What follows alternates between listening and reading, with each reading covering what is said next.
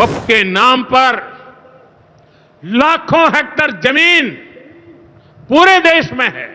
वक्फ कानून में बदलाव के बाद अब ये गरीबों से जो लूटा जा रहा है वो बंद होने वाला है। आपने वक्फ कानून बना दिया सिर्फ जमीन हड़पने के लिए। आपने ये नहीं बताने का काम करोगे कि इससे आप किस तरह फायदा पहुंचाओगे। आपने तो ऐसा शो कर दिया कि वक्फ बोर्ड आपसे भी ऊपर था कि प्रधानमंत्री जी कहें कि ये तो अब प्रगति मैदान के ऊपर भी कब्जा, भारत मंडपम पे भी कब्जा कर लेंगे, पार्लियामेंट पे भी कब्जा कर लेंगे।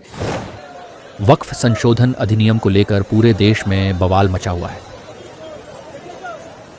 पश्चिम बंगाल से हिंसा की तस्वीरें सामने आ रही हैं तो विपक्षी दल भी खुलकर इसका विरोध कर रहे हैं।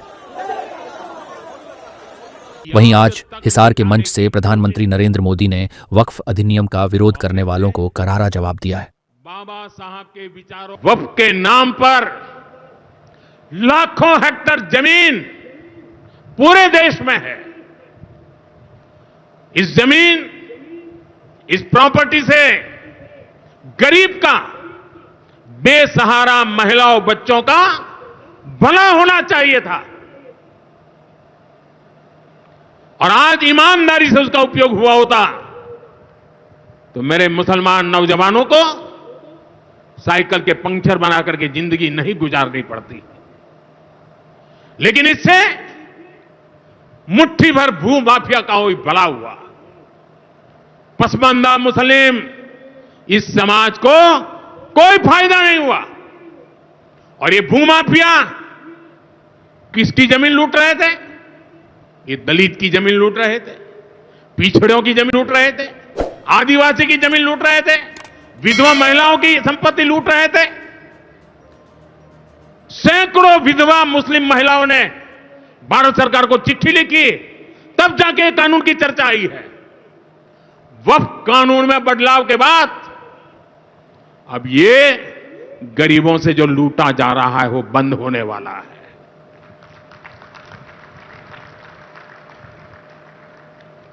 और सबसे बड़ी बात, हमने एक बहुत बड़ा जिम्मेदारीपूर्ण महत्वपूर्ण काम किया है। हमने इस वक्फ कानून में एक और प्रावधान किया है। अब नए कानून के तहत, वक्फ के कानून के तहत किसी भी आदिवासी की जमीन को हिंदुस्तान के किसी भी कोने में आदिवासी की जमीन को, उसके घर को, उसकी संपत्ति को ये वक्फ बोर्ड हाथ भी नहीं लगा पाएगा। लेकिन इस बीच कांग्रेस नेता इमरान मसूद ने पीएम मोदी के बयान का जमकर इसका विरोध किया। क्या कुछ कहा, सुनिए। पिछले 10 साल से आपकी सरकार, प्रदेशों में आपकी सरकार, आपने कितने वक्फ के भूमाफियाओं को जेल भेजा, कितनों के खिलाफ आपने कार्रवाई की और कौन वो भूमाफिया आपने चिन्हित करने का काम किया। आपने तो भूमाफियाओं को खुली छूट दे दी इस कानून के अंदर। आपने सजा के प्रावधान को घटा दिया, आपने लिमिटेशन एक्ट हटा दिया, जिससे वो लोग जो कब्जा धारक लोग हैं वो एडवर्स पोजीशन में सुप्रीम कोर्ट में चले जाएं। तो जो आप कह रहे हो उल्टा, ठीक उसके उल्टा आप कानून में कर रहे हो। तो आपके कहने में और करने में दोनों में बहुत फर्क है। दूसरा, उन्होंने अभी ये भी कहा है कि मुस्लिम कांग्रेस जो है वो तुष्टीकरण की राजनीति करती है, मुस्लिम समुदाय को कोई फायदा नहीं पहुंचाया आज तक, उनको शिक्षा से वंचित रखा, उनको गरीब रखा, उनको कुरीतियों में बढ़ा। आपकी 10 साल की सरकार ने अलीगढ़ मुस्लिम यूनिवर्सिटी का फंड लगातार घटा दिया क्योंकि उसके पीछे मुस्लिम लगा हुआ है। आपकी 10 साल की सरकार ने अल्पसंख्यकों को मिलने वाली छात्रवृत्ति को खत्म करने का काम कर दिया। आपकी 12 साल की सरकार, 11 साल की सरकार ने जो मदरसे हैं उनको लगातार बंद करने का काम कर दिया। तो आप कर कुछ रहे हो, बता कुछ रहे हो। आप ये बताइए कि पसमानदा मुसलमान की आप बात करें तो पसमानदा मुसलमान के बच्चों की छात्रवृत्ति क्यों बंद की? क्या आप दोबारा शुरू करेंगे, देने का काम करेंगे? आपने वक्फ कानून बना दिया सिर्फ जमीन हड़पने के लिए। आपने ये नहीं बताने का काम करोगे कि इससे आप किस तरह फायदा पहुंचाओगे। भाई सरकारें आपकी हैं, वक्फ बोर्ड हमेशा सरकार के अधीन रहा।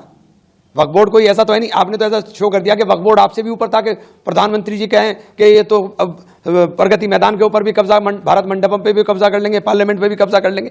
तो ऐसी लच्छेदार बातें आप बोल रहे हैं जो तथ्यहीन है और आधारहीन है। नमस्कार, मैं हूं अहमद। अगर आपको ये वीडियो पसंद आया तो लाइक करें, शेयर करें और हाँ, सब्सक्राइब करना ना भूलें। धन्यवाद।